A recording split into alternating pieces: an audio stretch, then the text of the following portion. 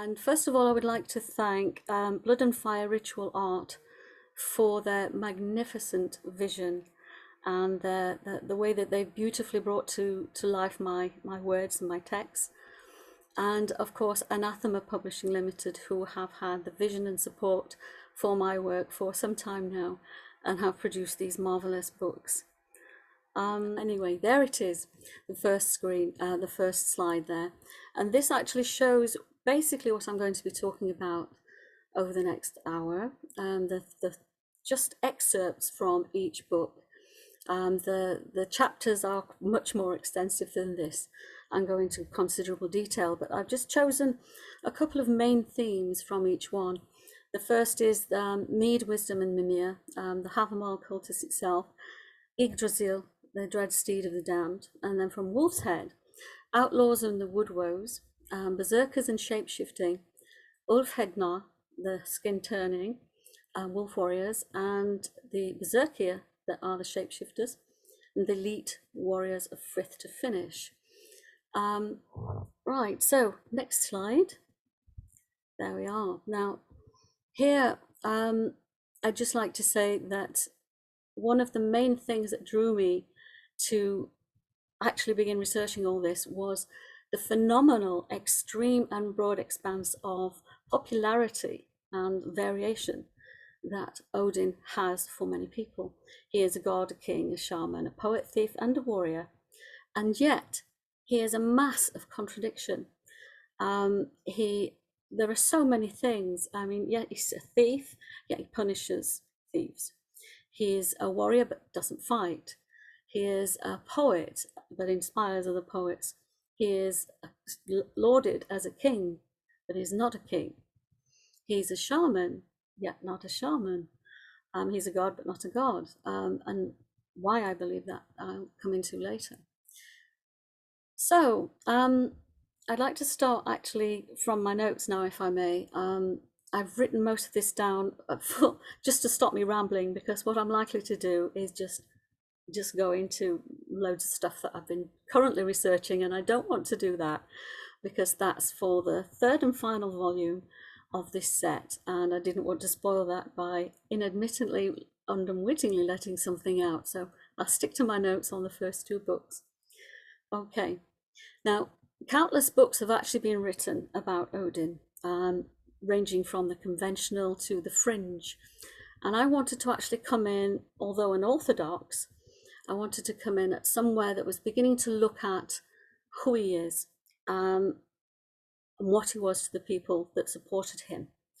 Now, that necessitated looking at the culture and the customs of these people, because to get at belief systems, you've got to look at cognitive archaeology, anthropology, philosophy, and get to the heart of the people. And there you will find the clues as to how they build their society and how that society then constructs its beliefs and how it finds expression for them. And that mystery is what fed into the later sagas and stories that we have handed down to us. So the view we have of Odin today is not necessarily the view that they had of Odin then. But again, that's something I cover in the final volume. So, but what fascinated me most about their world was their complete engagement with the other world, with the world of spirits, with the world of the elementals, with everything that was considered other, and yet they never separated that from their world in the reality they lived in. Everything was lived in together. Everything was tangible and tactile and could be reached and could be coerced and talked to and bargained with, and that's so wonderful and exciting. So nothing was discarded and everything was of value, and all you had to do was know the ritual and the method of communication. And this is one of the things that I believe drove the figure that we know as Odin into learning all the runa and that he could get, all the knowledge that he could acquire. Wisdom for him was a way of knowing. And given that he was preparing his warriors for Ragnarok, he needed to know everything that could be accrued to give him the advantage because that was all he was about: cunning, wit, advantage, knowledge. So there.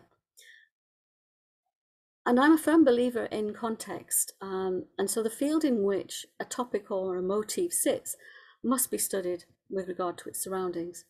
So what a thing touches or engages is no less important, and often holds a key to a better understanding. The sagas and stories are full of puns and kennings, all of which give us further clues about what they thought, what was going on, because everything was to do with wit. Nothing could be said simply. There was just no magic in that simplicity. It had to be said in a particular manner and in a particular way. And the other thing that was massively important to these people was ancestry. You were nothing without your ancestors, without your people, without your folk. So in all 3 volumes, it's been my intention to take apart what is the popular, what is common knowledge, and challenge it on its own level, and find new ways of looking at those things that people think are true. And of course, much of what we think we know has come down to us through much bias and glossing and opinion. And we have a lot of it's trial and error, and we have to look at things sideways, sometimes laterally, to get a better perspective. So that's what I've tried to do. A lot of it's intuition, but when I have an insight, I like to go and research and see if there's any foundation in that. And if there isn't, I discard it as fancy, because we can't live with an illusion of fact. We have to have fact. Something has to be real. It has to have an underlying premise that can actually make it work. And if it doesn't work, it doesn't go anywhere. You can't take that idea anywhere with you. You have to discard it. So we have much to learn from past knowledge, and a great deal to learn from intuition, and I think these things need to feed together.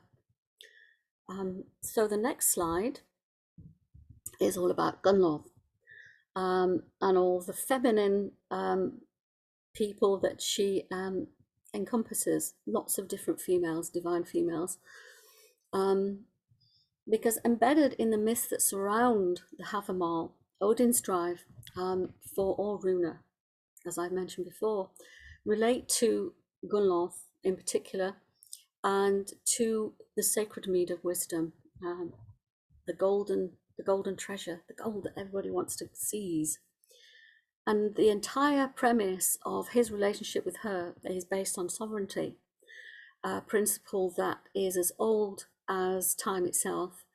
And many stories we've got in the archaic world come from Sparta right through to Ireland, on how the divine feminine has made that premise a certainty for males. In order to acquire sovereignty, they must have that relationship with the divine feminine. So Gunnlod is the representative of that divine sovereignty, and only through her does he gain access to the first set of wisdom runa. Her golden throne he's sitting on, it's hers, is the sage's seat. Hlidskath is her seat, but he gains it through sovereignty. Through his relationship with her, he's able to seize it. So the Well of Weird, which is what she represents, I mean, there's so much symbology in this. I know it's a later painting, but there's so much there. There's the totemism with the eagle there. There's this wonderful vessel full of water to represent the fact that you must always have a mead vessel. She's taken this cup and she's taken out the mead and she's handing it to him. And this is a theme that occurs again and again and again throughout many of the sagas, including the early British stories such as Beowulf. So through her, Odin becomes the first mighty sage of the heroic age. And this protocol is demonstrated because she's a queen, because she's a woman, and she's a divine figure. So there's this whole king-making ceremony, but again, there's more of that in the third volume. However, in this volume, we actually cover the fact that Odin has to go into the underworld. he defeats and outwits the giant Suttungr and marries his daughter Gunnloth. And her name actually means shield, battle, poem, and song, which again is very significant because that's what runa actually means. All of those things encompassed within a magical context. So Odin's acquisition and comprehension of the treasure perceived as the Golden Hoard is a metaphor for the runa that she possesses and he takes from her. So this makes him then a patron of the gift of poetry, replacing Bragi, in fact. Okay, now the next set of runa that he seeks are involved with Mimir.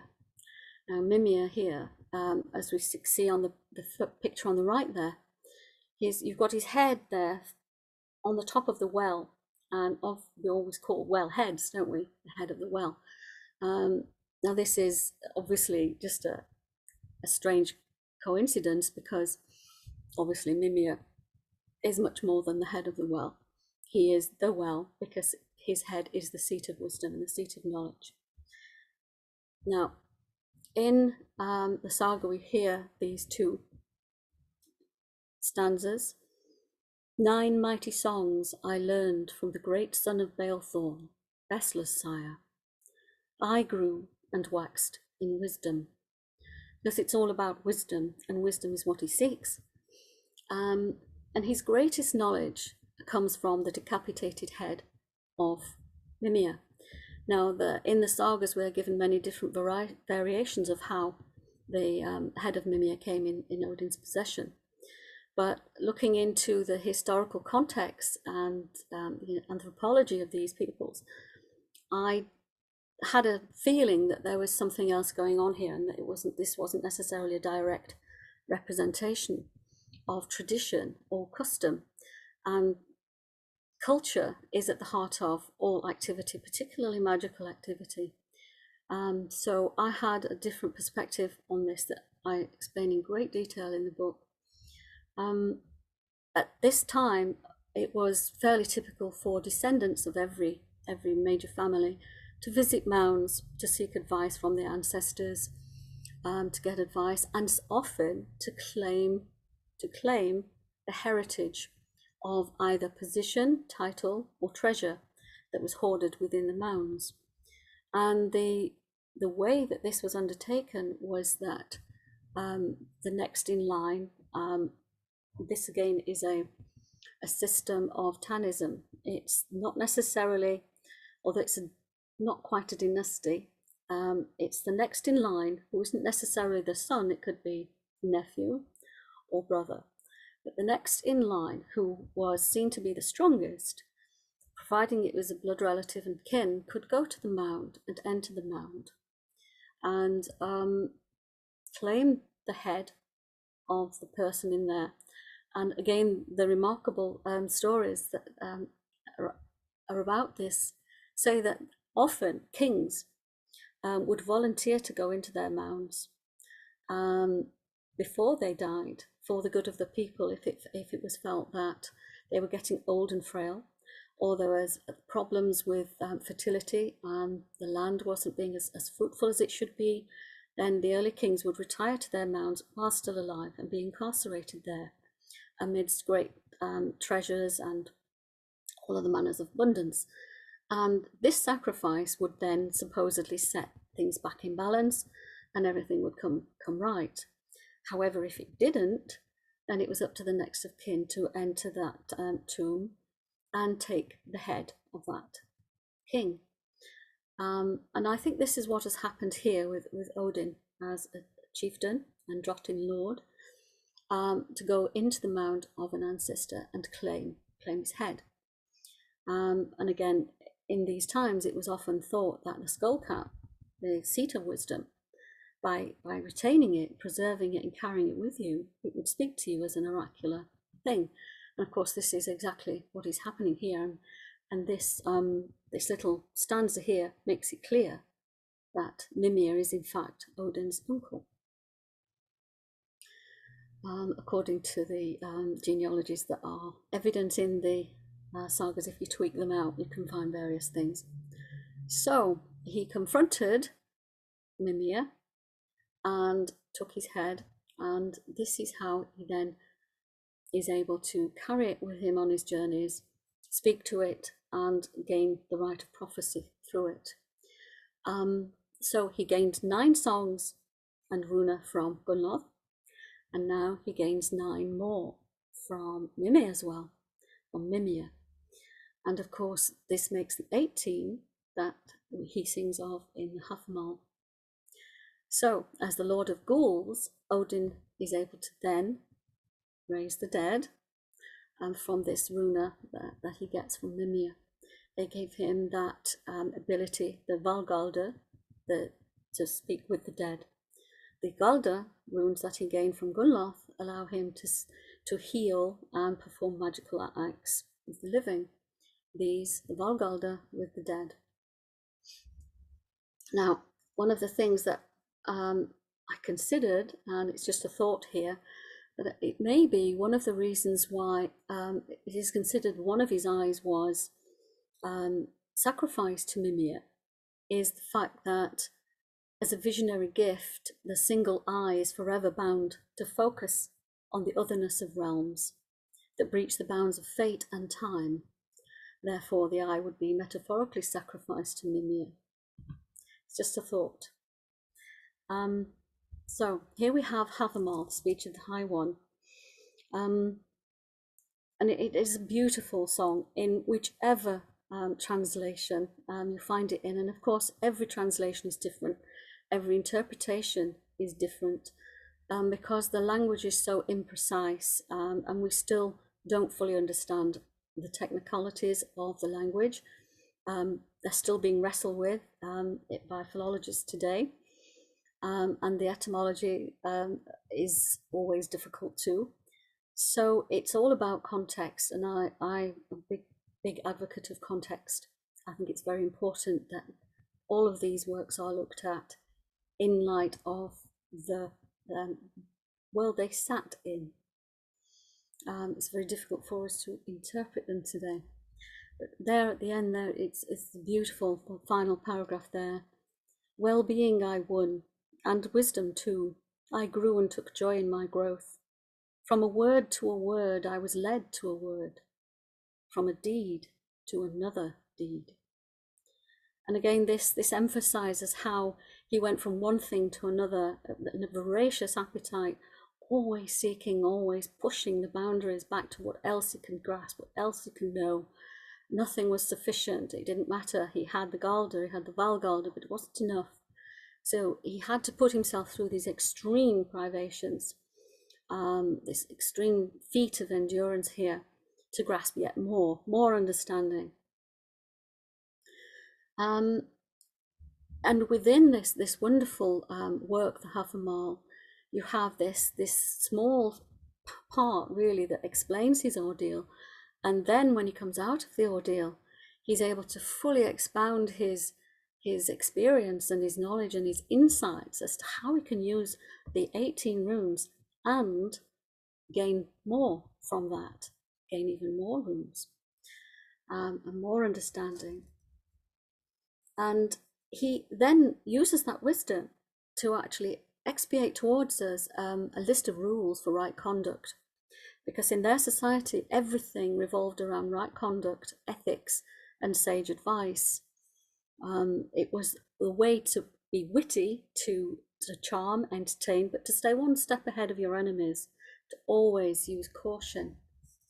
And so this remarkable rune song describes the ordeal on the windy tree. But was it a windy tree? As an act of self-immolation for and by and to himself, Odin's hanging or suspension is often presumed linked to crucifixion motifs, which I refute utterly. I believe there are better reasons for thinking this tree is actually a pole or a beam. These things were prevalent among shamanic societies. There are poles or beams in all the hofs, in all the stave churches, in all the stories. They refer to poles and beams. And tree, I think, is just a cunning for that. So these rituals that actually built up towards this kind of ordeal, in my mind, are better phrased and believed, looked at as rites of passage, rather than an act of ritual hanging for its own sake. I believe it was a particular and very, very specific rite. It wasn't sacrificial, it wasn't penal. He is neither a criminal here, nor is he a scapegoat. It's an act he is self-imposed as a rite of ordeal, purely because only under extreme circumstances and those rites of endurance will you actually get close to that edge of wisdom. And I can attest to that. When you push your boundaries, you really do get some incredible insights. And the wonderful thing is that straggling the worlds of flesh and spirit, that's when the viscerality really kicks in. That's when the mind begins to separate from the body, and it really does take that journey out of the body into other places, into the realms where you begin to see everything in one big matrix, one big pattern, and things begin, your vision quest then starts to put things together, makes keys and knots, and challenges your former perceptions with the new vision that it gives you. This is quite a euphoric and ecstatic state, and of course Odin, the word itself, means master of ecstasy, and this is what you achieve in this semi-asphyxiated, strangulated state. And of course it's something that many shaman have done. The Khazars and the Siberian shaman were well known for garroting and asphyxiating themselves on knotted ropes to induce this ecstatic trance state as particular vision quests. So this is all very purposeful, and it's logged as historical fact and detail for the cultures that these people were involved with. So along with all of this intriguing sort of interconnected reality, you have traditions that are based in animism, very old systems based in animism, and then you're drafting in elements of totemism. And although I'm throwing these out as ideas, they are I do go into particular detail in the books about all of this and its relevance, but I can't possibly condense all of that into a short talk here, so I'm having to be brief, so forgive me, but it is all there. So the totemism is so important because it brings in why particular animals are relevant and what their purpose is to each individual and to tribes and to clans, and the power behind that, and how they utilize them and how they bring them into the magical practice, and why different tribes and different peoples can be recognized by different totems. Why specifically? And of course, by having those totems, by having those animals as relevant, those are the animals you would choose to, if you were going to adapt to a shamanic ritual and you wish to skin turn or shapeshift, you would choose the animals that were closest to you and your people, the ones that gave you the most power. Those would be the ones that would be relevant to you. The bear, for instance, is very, very prevalent among Arctic people, but not so much in Lower Scandinavia, where it was wolf, particularly in Sweden. The wolf was very, very popular. The boar in Britain and northern France and some parts of Germany, that was a very, very common animal. So again, it really does depend where you are as to what the strongest animal. In the eastern regions of Mongolia, for instance, the deer were very, very, very popular. Just ordinary deer. They felt very strongly connected to the deer. So if we look at this in total, we can see that through these three venues, through Gunnlod, through Mimir, and through his own experience, Odin acquired 3 sets of runa. From Gunnlod Freyr, through the mead of poetry and the sovereign Galder, which gives him the ability to look at life, healing, and unknown magics using memory as hindsight. Now, again, this is something that I've challenged with Mimir being the embodiment of memory. I think that Mimir in etymology is closer to mind, and all things of the mind that you think, that you could, the processes of thought. So from Mimir, he gets the hereditary Valgalda, things to do with death, necromancy and prophecy, using wisdom there as foresight. And from his own ordeal in Havamál, he gains the taboo Helruna, which is the rebirth and the combined virtues of Galda and Valgalda. Now, the Helruna are particular magical runes that developed much later and became very popular a few hundred years later, the 15th century to 16th century, where excuse me, they became very much developed in folk magics. In particular, the rune staves, the whole folk magic premise developed around this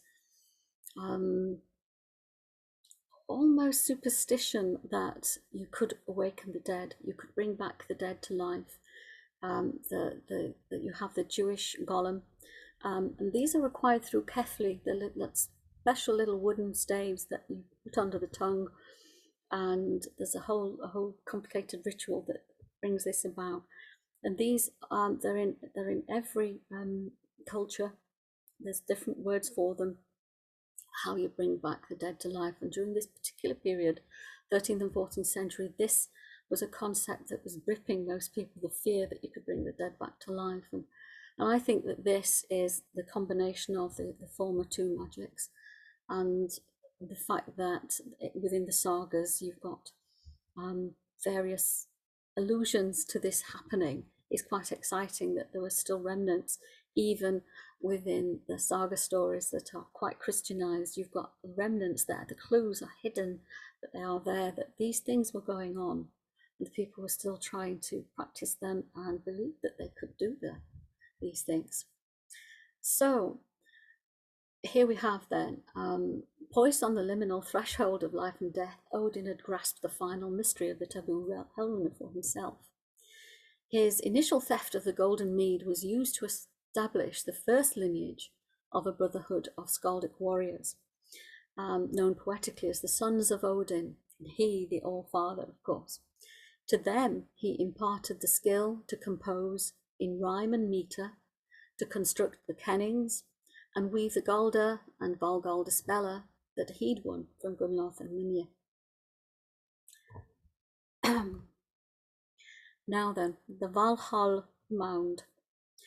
Here we've got just an image here of people feasting and dancing. Now, I've already touched on this earlier, because the Scandinavian peoples and many other circumpolar, in fact most of the peoples at this time, did not believe that death was the final mode of existence. They believed in all manner of spirits, the dead and the undead, whether they were confined to their mounds or wandered as the Draug. They had all classes of spirits that existed in various forms. So death wasn't the end. And the kings were very much, as I said earlier, responsible for the welfare of the people. So here we have here a typical image of people clamoring around the mound to celebrate and just honor the dead, and some people sitting up there wanting some peace, wanting some advice. Of course, when the Hamingja was felt to have left the people and everything was going wrong, that's when desperation would kick in, and you get all these people like they are here. Some of them are trying to activate the spirits of the land, the Landverta, and some of them are trying more contemplative methods, but between them all, they're all trying to get the good luck that they need back for their own survival. Outsetting is an incredibly powerful method of ritual and practice to encounter and engage with Very important, I think, as much today as it ever was then. I think you can get some really, really good insights. If you're alone in the wilderness and the privations of the cold and thirst and hunger have got to you, you do really begin to drift off and hallucinate. And you really do encounter and touch the other. And that's the beauty of all of this. It's all a system of bringing the other closer to where you are in your life. And of course, these things are often induce dreams and visions, because theirs was an animistic world. They were entrenched in animism, and we mustn't forget that. It's something that many of us today have forgotten and don't necessarily tune into 100% of the time, 24 hours a day like they did. We may choose just occasionally to go and engage with it, even if it's twice a day, morning and night, like we do. We go out onto the field and engage with the Landoites. They were present with these people all the time. They never left them. We have a busy life, a modern world where there's so much going on, so much interaction with everything, that we haven't got time to consciously focus on these things. They couldn't switch them off, so there's quite a bit of a reversal.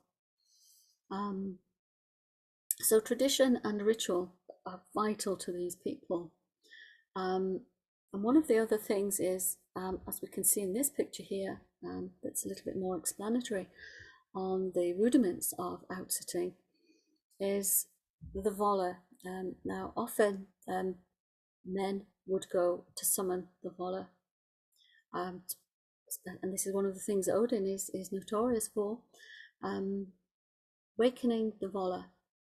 Now, this was one of the necromantic arts that he gained from Mimir, the Valgalda, and using those runa, those secret codes, he was able to summon her, and she was obliged to answer him.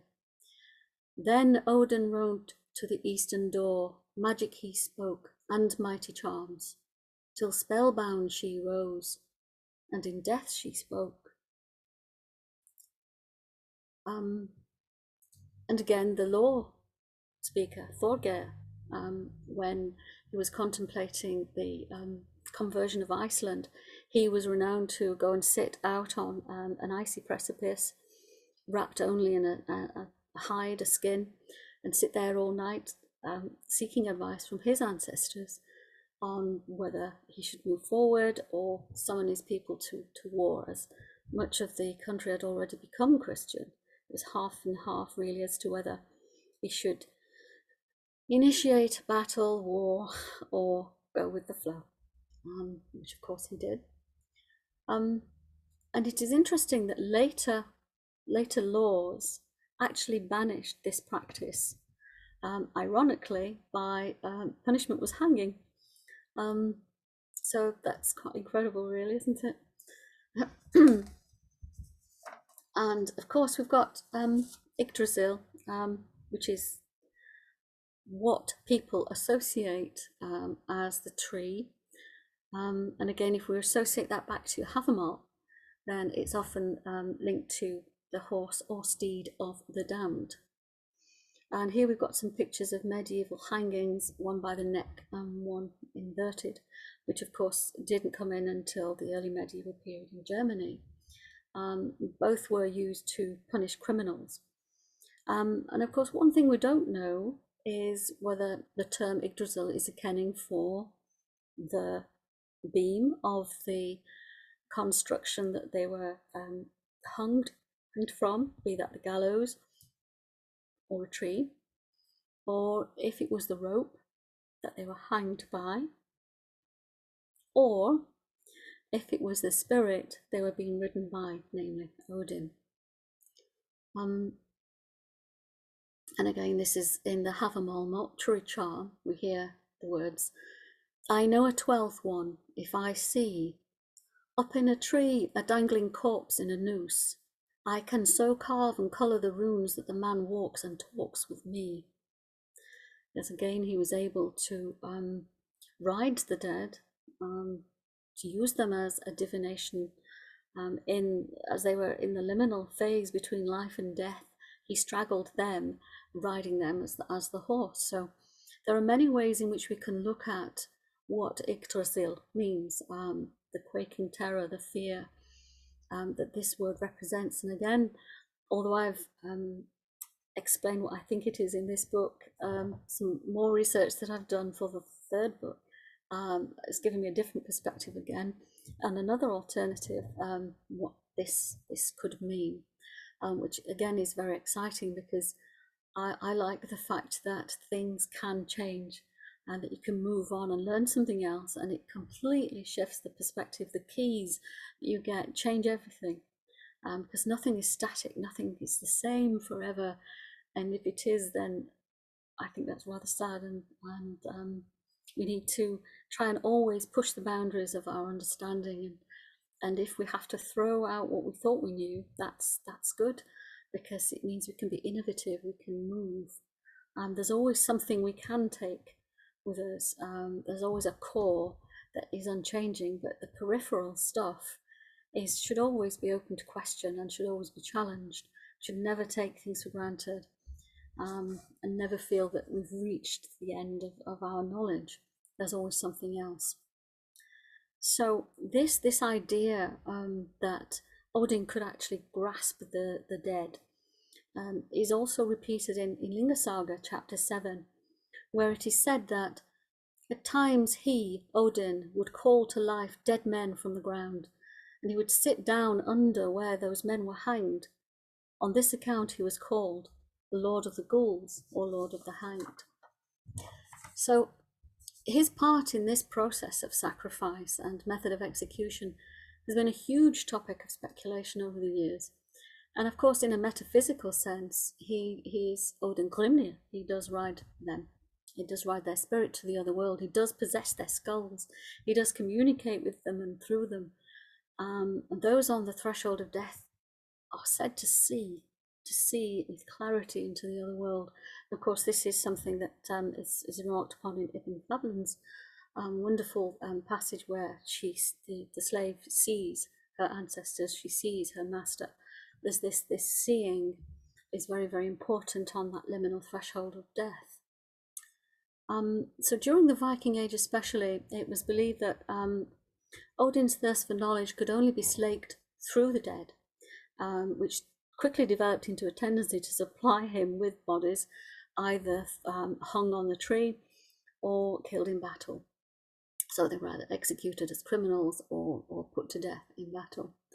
Now, there are no statistics for this period, but we do know that the numbers are very, very small, much less than we thought, because local kings and chieftains actually needed all their warriors living. So they were not too keen on putting any to sacrifice unless they had to. Potentially, fighting men were of tremendous value. Now, the inverted hanging was a slow method of torture and took a long time to die, much longer than hanging by the neck, which then was quite long and considerable endurance. And one of the other things that they chose to do at this time, mimicking the Romans from the ancient world, was to hang them with mad biting dogs. So they'd be hanged there with mad dogs at the side of them, tormenting and snapping at them and going crazy trying to gnaw their way off the ropes. And this created great spectacle because, of course, these things were considered sport. Now, this is known as the Three-Legged Mare. And why I've included this is that this was one of the several different types of construction, gallows constructions. We tend to only think of the tall one with the long arm that we all draw in the old hangman games. And these gallows constructions here, this three-legged mare, many of them were called after horses. And as you can see here on the picture on the right, there are little peg holes in the top where up to 9 people at once could be hanged, which in itself is interesting, given that Sleipnir is said to have 8 legs There are 9 post holes here, so you could get up to 9 people swinging there, 9 posts. So the numbers are strange, and don't always add up. Sleipnir, for instance, doesn't always have the same understanding as is often expected of it. The steeds of the dead could be a variety of animals, and often were. And the gods did not just ride horses; they rode all manner of beasts, and all of these were vehicles for the dead. They were all spirit rides. And popular across the Slavic and the Sami worlds, they have many images of and artifacts of things with 8 legs. There are 8-legged deer that appear on metal beakers, ibex, and often these things are an indication that they were of the other world, that it was a manner and way of reaching into the other world. They were extra. There was something extra about them. They weren't ordinary, and they could be swift. So they had several layers of meaning, none of which are mutually exclusive. And it isn't that one is right and one is wrong. There's just different purposes for all of these things. And this is what it's caused a great deal of confusion, where people think it can only be one thing or the other. It all depends on context. So the horse of death could therefore be all of these things. It could be Sleipnir, it could be the gallows, as we mentioned previously, or the rope. And one of the things that were related to criminality, and criminals in particular, is Vag, the word Vag, which means wolf or outlaw. It has many different associations. It has a specific meaning, but it tends to be applied to a variety of things. So again, nothing's precise. It's all very variable depending on what the sentence is that the word appears in. And it is often linked to Wag, which is a way of changing and turning. And this again brings and feeds into the whole concept of skin turning and shapeshifting, and the way that one thing becomes something else. It becomes other. It takes on the other perspective. This is exceptionally important. So again, we've got kings and chieftains who ran the risk of being ritually hanged and given to Odin, stripped from their living family, but also their dead ancestors who were waiting for them in the afterlife. Now, this method of death was very shameful, because everybody sought a glorious death. So in a memorial culture, the concept of being consigned to a non-glorious death, to live in the afterworld among non-glorious mundane people, to be an unnamed, unheroic person, to be unremembered, was the worst kind of condemnation you could possibly acquire. It was a grievous insult to be a criminal, to be hanged. So there were no rewards for the criminals and the shamed. The rewards were for the heroes, those who lived and died as a heroic person, who acquired fame and reputation. So the criminals hanged with wolves on the tree of death were referred to as the Vagtrevinkold, the wind-chilled wolf tree, as the chill of death, the shame of death lay with the wolf, which is why it is such a strange contradiction that the wolf is always seen with Odin, but it is also the construct of his doom. So there are many meanings and layers, which is something I'm trying to impress very briefly and carefully upon people here. Now the next slide, here we have Hjalfhundingas, the half wolves, the half dogs, the half hounds. And this relates to, again, the entire concept of outlawry, of wolf heads, and of people that are consigned to live in the forests as exiles. and there's an entire tradition of people doing this, of outlaw groups as criminals going to live freely in the woods, but also as elite warrior bands going to train, to live off the land, to live in that privation and extreme endurance, and put their body to all kinds of tests. So you've got all of these different peoples living in the forest in exile as outlaws. And during the 6th century, you've got a lot of popes and bishops and chroniclers condemning this way of life. And to combat this, they decided to rename heroes as saints, and gave them heads of hounds and wolves. So you've got these Sino-Salaffic saints being produced, and the most popular ones were the martial ones, such as Christopher here and Michael and Mercurius. These were all very popular Sino-Cephalic saints, all being given these wolf heads. So you've got this contrast here between these that were the official and acceptable wolf heads, and the outlaw wolf heads who were not. And these were then seen to take over the martial aspect of the good Christian knight, which it was in contrast to the heathen who lived in the woods, who, at the bottom here we've got someone from ancient Greece, one of the kings, Lycos. He was forced to live as a wolf and as an outlaw.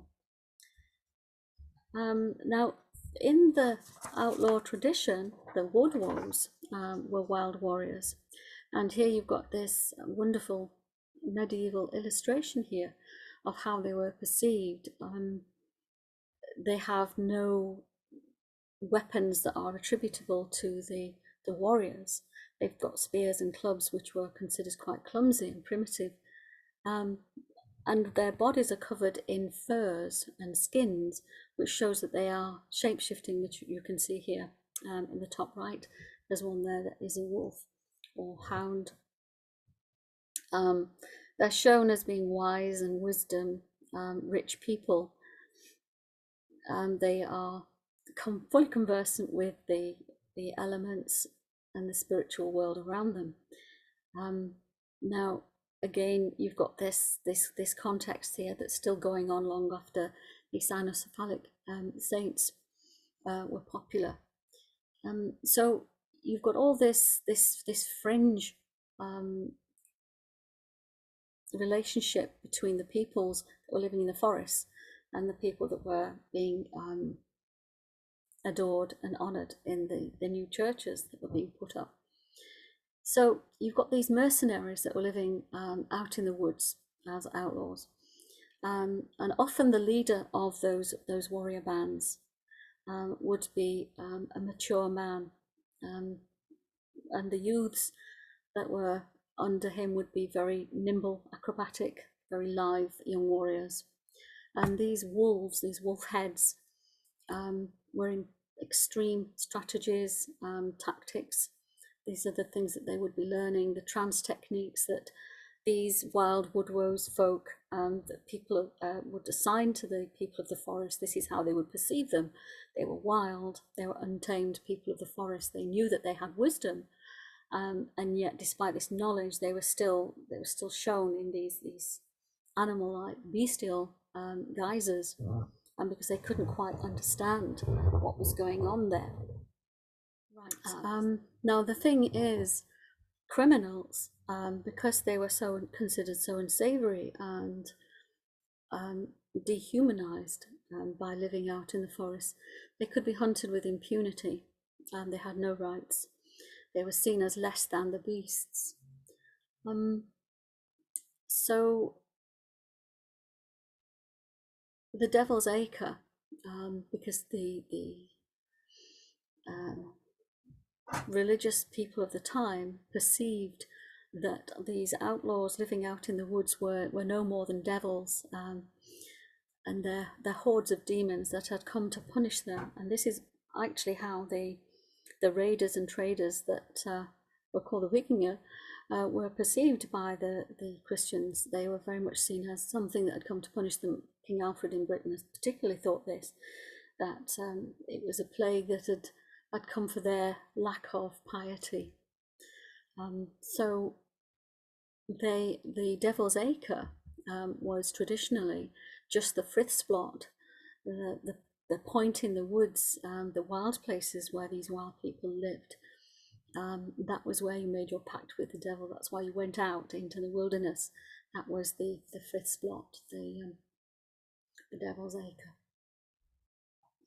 So the next slide, we actually begin to look a little bit more into this wildness, this warrior culture, what it meant for these people at that time. Now on the left here, we've got this small 12th century ivory chess piece from the Isle of Lewis. And this is the typical popular perspective that people have of a crazed berserk, gnashing, biting and snarling and biting down on his shield, quite crazed and out of his mind. And in the middle again, we've got another image of the mature warrior that's been dehumanized as an outcast, as Coggamother, just a wild man of the woods. And then on the right there, you've got the naked warrior, as they were often perceived, wearing just an animal skin. And of course, after the 10th century, the word bear meant both bear the animal and bear as in exposed skin. So the bear sark, which actually meant sans halberd, halberd being the protective clothing, often of wool, thick padding, that was worn beneath the chainmail. They are without it, and there is some discrepancy as to whether being without that meant bare skin or whether they were wearing a skin. And it could be either way. It doesn't really alter the fact that these warriors did actually wear skins, and the main purpose for that was to be involved in the trance-induced shape-shifting and skin turning.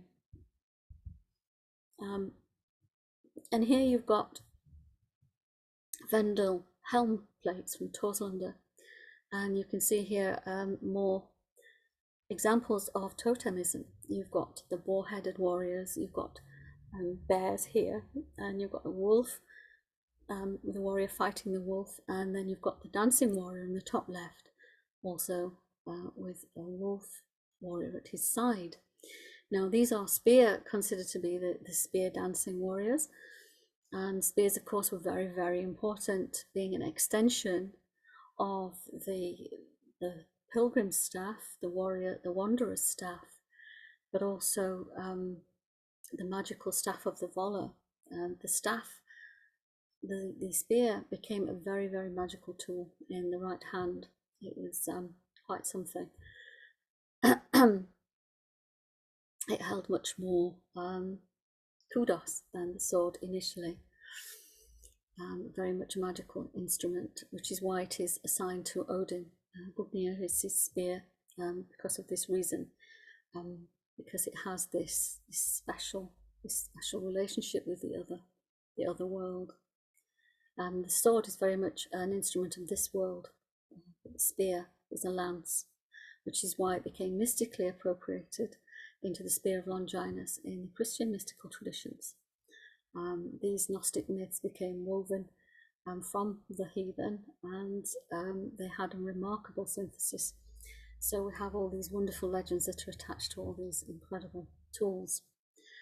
But all these totem bears and boars and wolves all had purpose and a particular ritual to undertake to shapeshift our skin tone. Now there are two different types of warriors here.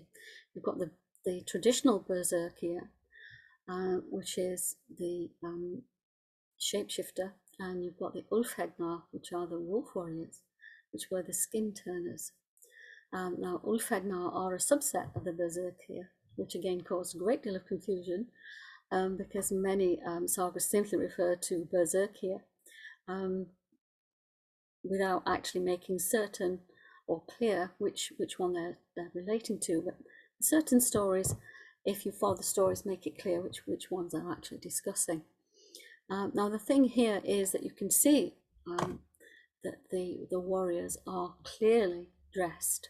Even the one on the top left, who is described as naked, I don't actually believe that he is, and the next slide or a couple of slides on will actually clarify this, why I don't. Hello. Okay. So they can be seen to be wearing protective clothing, whether they are the skins or hides or actual chainmail, and carrying spears. So here we've got a drawing from, it's a reconstructed drawing of the Gutenstein sword scabbard, which is just the figure on the left, that's the silver plate on the scabbard. The others, the pieces, have been reconstructed from parts that were believed to be the original helm, but it got to be too big, so they put it on the sword scabbard. Again, you can see the dancing spears here. Again, this is linked to the legend of Volund, and the spear was said to hamstring Volund, pierced his leg. So again, that's another legend associated with the spear. But here you can see the migration era sword with the ring on the sword there. So again, this puts it in the 7th century. So what have we got? Where are we up to? So these legends, we've got chilling poetry that relate to the shapeshifters and the skin turners, the slaughter wolves. The Ynglinga saga describes wild berserkir on frenzied rampage, howling and capering like feral beasts, blinding, glaring rage, disposed allegedly to betray and dispose of foe, but also their comrades. Now these are quite fictional accounts, so they deserve re-evaluation.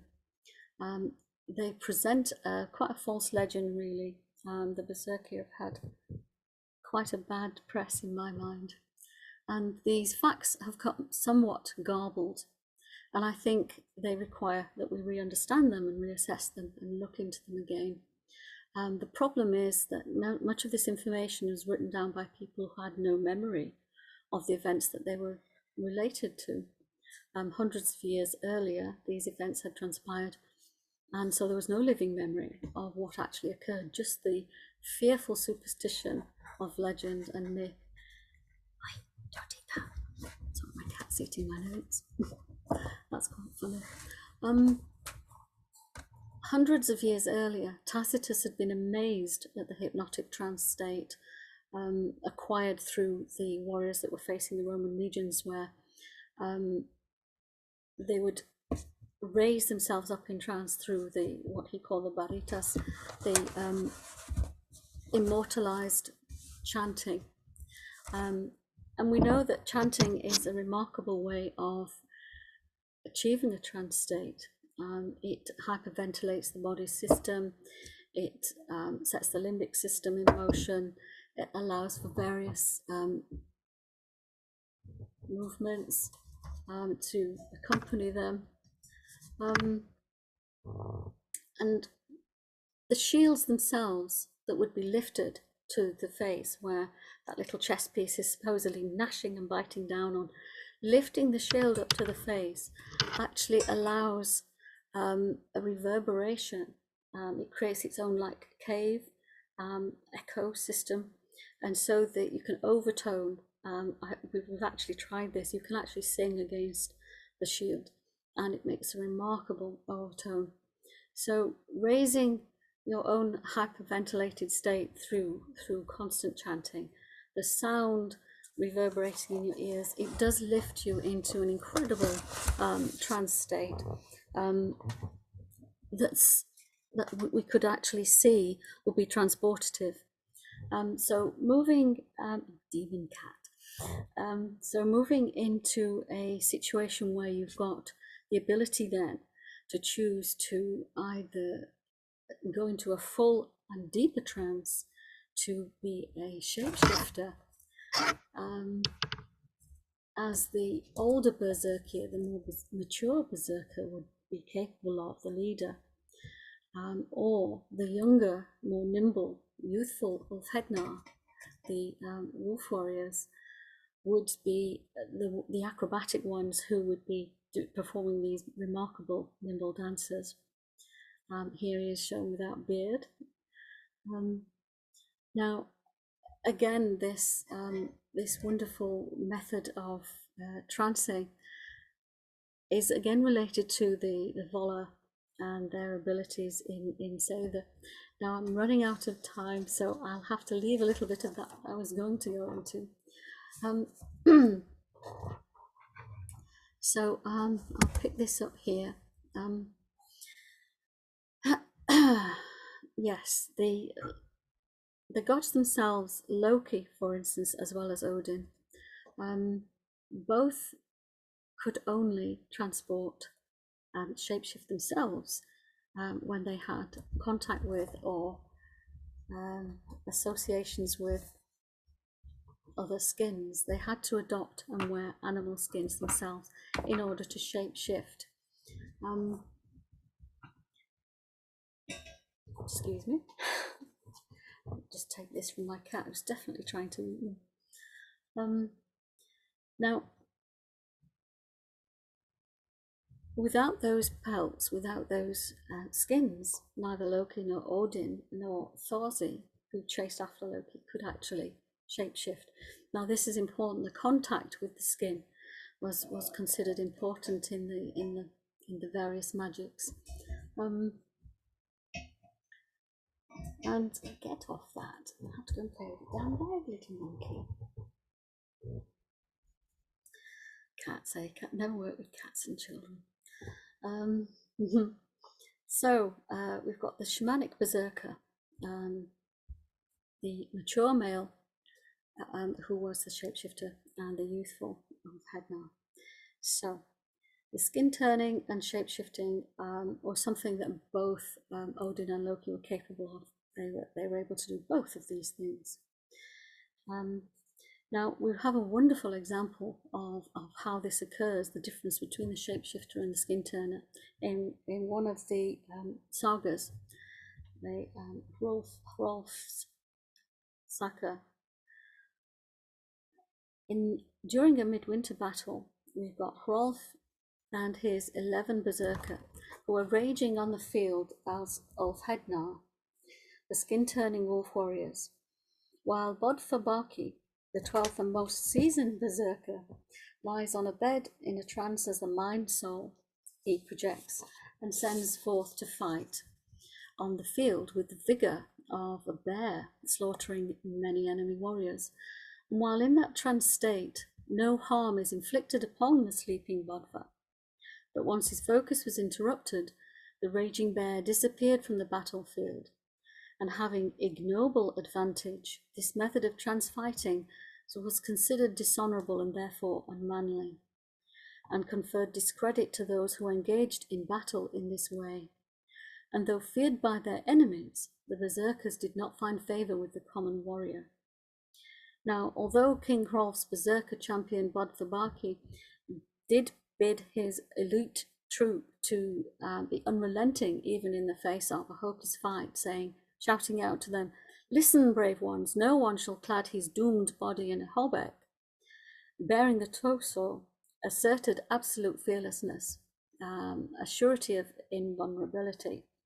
You can imagine seeing loads of semi-naked or skinned warriors shouting and hollering for you. It would instill great fear in you, and yet appear that they were being crazed, mad, frantic warriors who were out of control, and yet I do not believe that they were.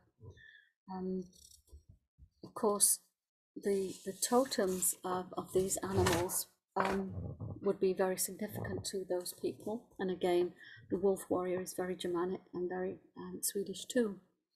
So these spear dances here, as we can see, were even popular in the Roman times, and the Kalasar are very much like the Germanic Manabund.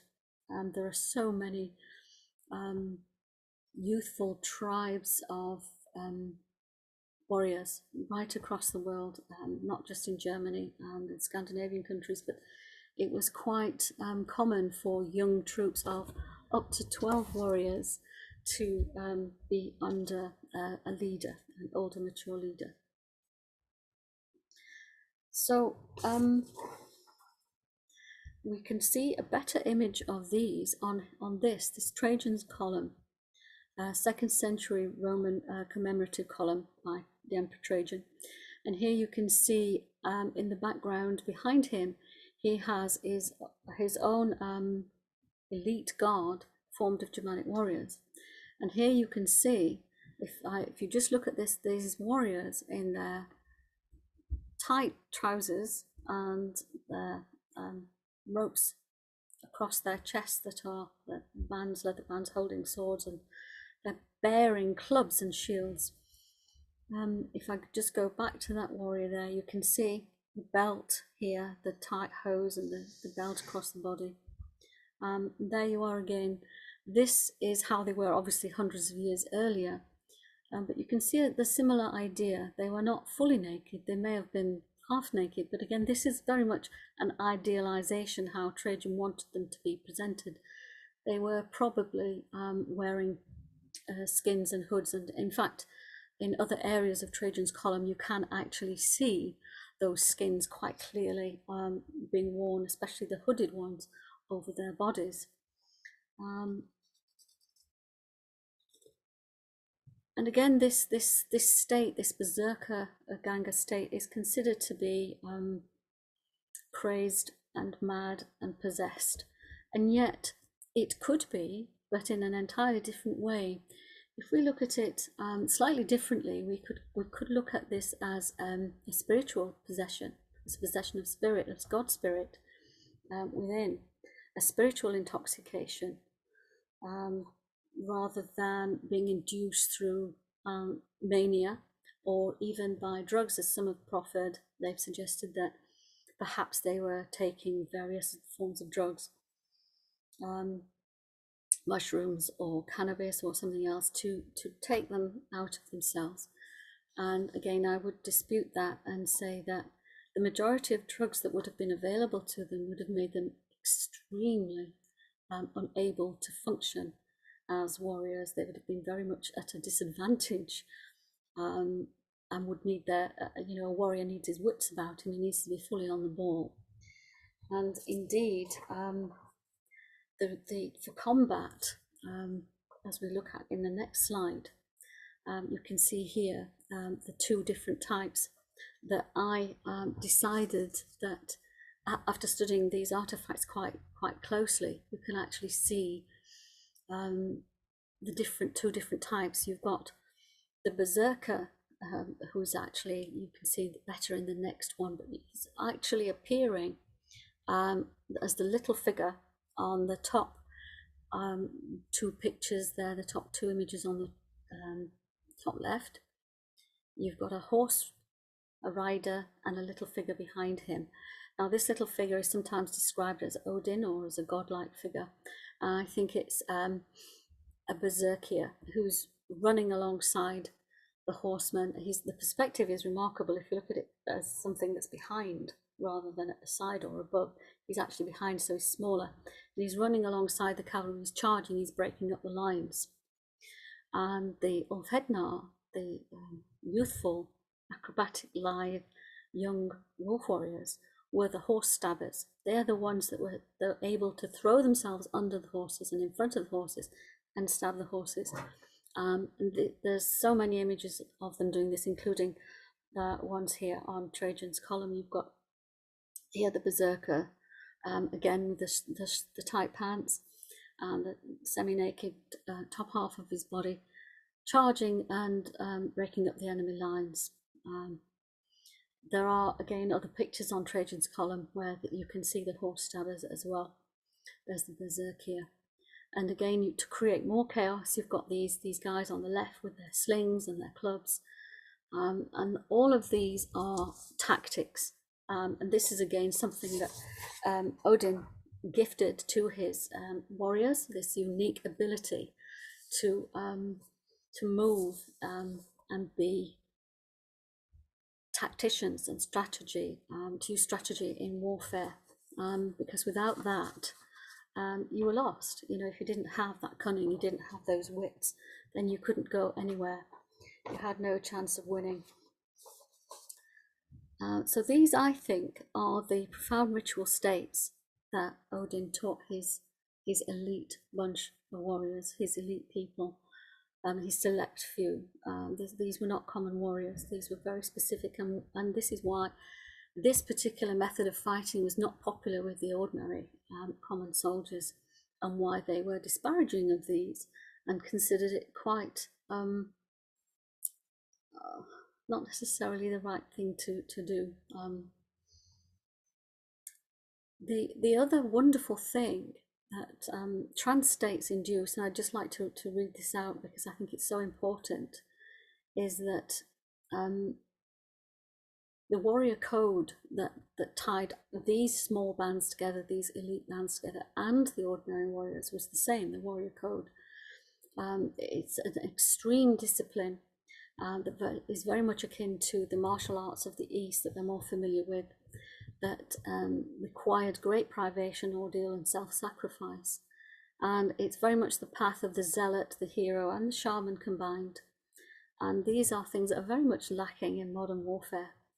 So all of these, the trance states that men were required to induce, self-induce, altered brain chemistry, which would significantly amplify the body's functional capabilities. The endorphins are natural analgesics that generate euphoria.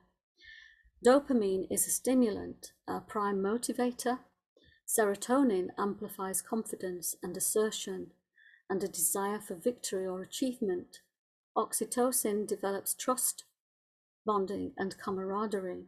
Now, these are all incredibly important aspects of a trance-induced state for building, team building, for bonding these peoples and these groups together.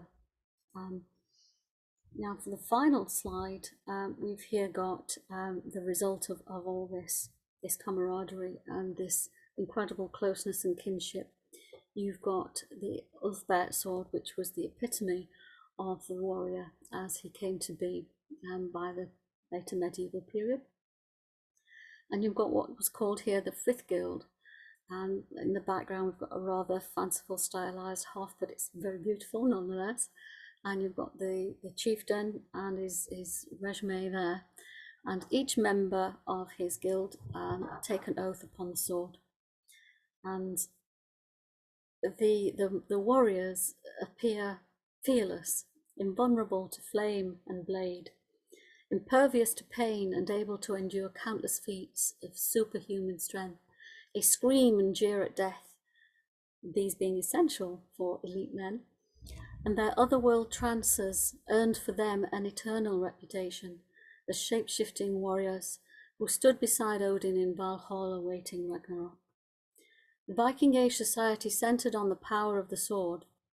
Odinic cults were established by deeply motivated warrior groups without land or heritage, who aligned themselves to powerful chieftains and military overlords, who bound them through solemn oaths, particularly during the Viking Age, where kinship groups expanded to accommodate professional, even outlawed mercenaries, dedicated to fighting as an elite force.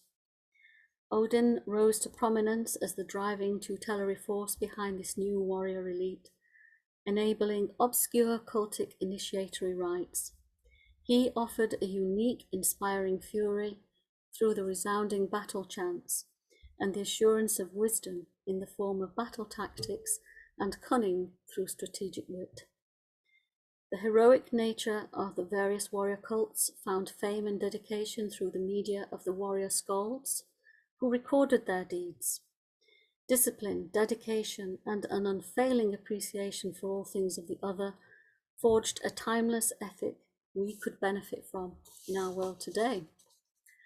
And these rites of initiation and codes of conduct bound them with those sacred oaths of brotherhood, that continued through into the various guilds, societies, and occult orders and lodges, cunning craft modalities that are alive even today, my own clan included, that preserve and honor the warrior ethic that guided and was informed by shamanic practice.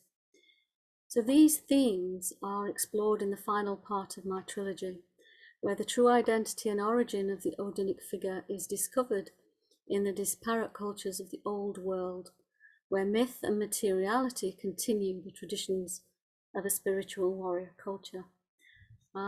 So that's what I have to say today. I'll stop my sharing screen now and open myself up to questions. And thank you for listening.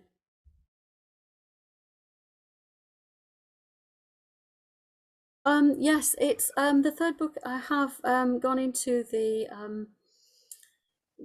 origin of Odin, the things that caused him to actually be a person, the modalities that fed into creating and generating that character that were constructed much later, but which fed on earlier belief systems. So I've looked into that, but I've had to look into all of the people and all of the cultural customs that would have created that, where it could have arisen from and what fed into it, so that the exploration is there's an awful lot of interest in the dead and the burial customs and how things were magic. All of it, I mean, all of it feeds into the figure of how Odin is constructed.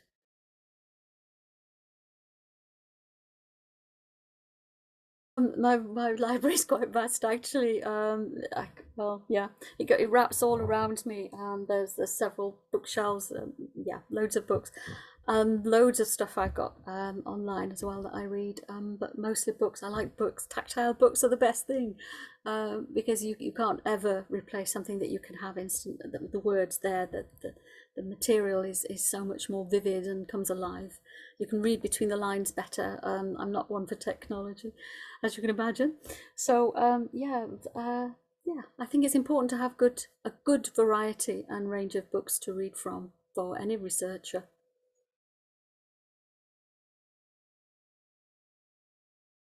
Taught me an awful lot of how to be cunning. How to, I mean, cunning craft is supposed to be about the wit and wisdom to know and see deeper than what is there in the peripheral vision and what is immediate. So you're always seeking beyond, you're always looking past that boundary. And I think he's definitely allowed me to break what I would see as conventions and be more bold about my approach to that warrior ethic, the cultural aspects of the bond of your word has been heightened to me, and the moralistic precedents that bring people together, that has also been highlighted and emphasized to me as something that is something we can all live and learn by today. It's not something that's outmoded. It's something that's very prevalent in our world. Very needful too. It does, and much of that is found in the Havamal, the wisdom list there, which I said at the beginning was this advice for a good way to live, a good life, advice for every aspect of life, everything you could want to do. But it's more a guide for moral conduct. It's not simply just advice, it's moral conduct. It's a way to keep your mind focused, your wits sharp, and your back protected in strange places.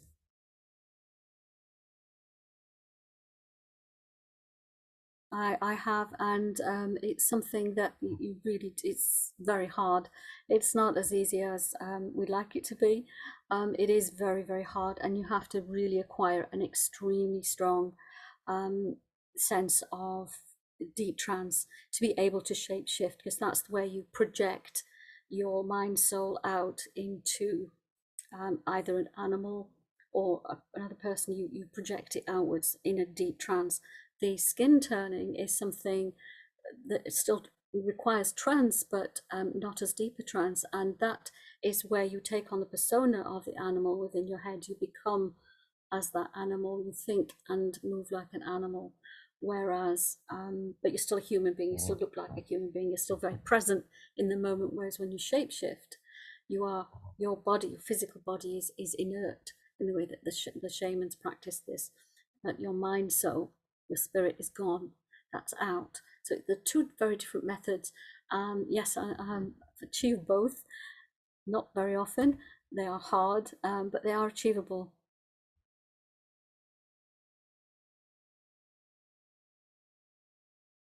I completely concur with all of that, and this is why the Christian priests and bishops actually referred to all of these warriors as beasts, as wolves, and named their saints after those things, because it was seen as the epitome of bestiality in the West, particularly.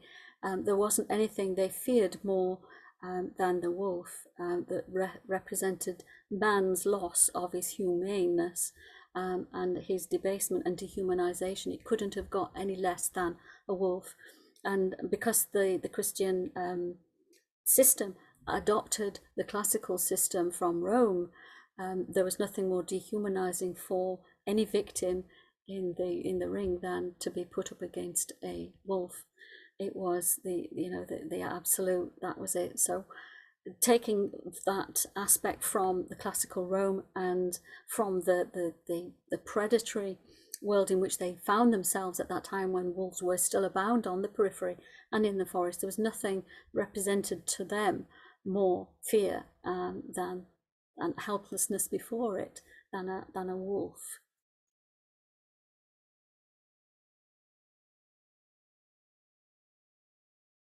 I actually find the fact that every culture has its own totemic animals that they identify with, that in itself is what I find very exciting. So it doesn't really matter whether it is in Mexico with jaguar, or whether it's with the ibex, the deer, the bear, the wolf, whatever it is. The majority of these animals have always been taken up by the people who live around and close to them. Now, often these animals are, strangely, the animals that they would predate upon, that they would take as prey and eat, which is often again why they're tied up with taboo, because they could only be eaten at certain times, and there's a whole lot of magical stuff going on there.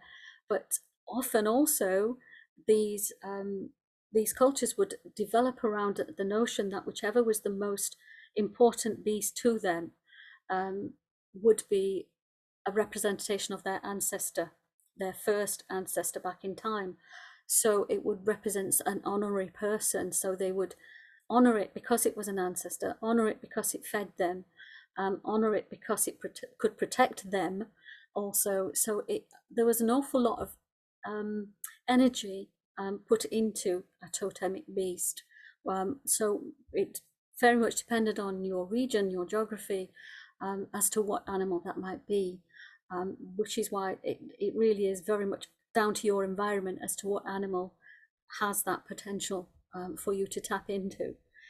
We couldn't literally tap into someone's jaguar in Mexico with the same impetus as we might even something as simple as a dog, because we have those beasts still prevalent. They're still quite wild, a lot of dogs in this country. We breed strange breeds of dogs all the time, so many of them are quite vicious. But we have a relationship with the dog, and have had a relationship with dogs for so many centuries, that we relate to it almost automatically. And that is what a totem is for most people. It's an animal you relate to, you identify with for many reasons of companionship. Something that might accompany you on the hunt is where it would begin, something you might hunt. So you would see it in your periphery, it would be a part of your life at all times. So it could be a bird that's natural to your region, it could be an animal that's natural to your region, but it wouldn't be something out of your region. That would not make a good totem for anyone.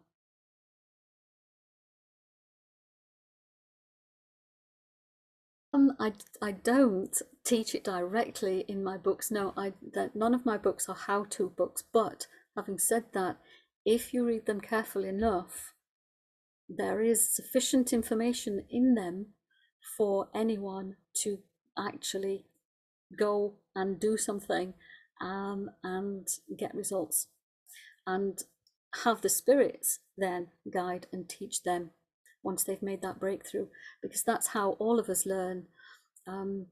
We have physical, real life time mentors, but we also get mentored by spirit, and we just need to make that breakthrough, and then they will teach us.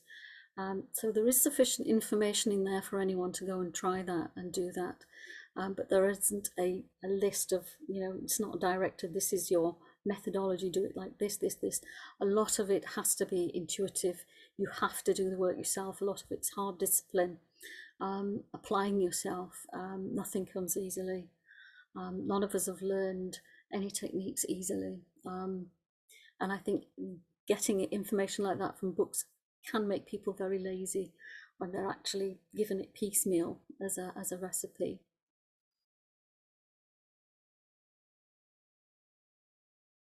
And just before you go, may I say, and if anyone has any other questions that I haven't been able to answer because I rabbited on too long, please either put them under the post when you post this on YouTube and I will answer them, or send me an email or Facebook, whatever, and I will answer them, I promise. Sorry, everybody, for running over.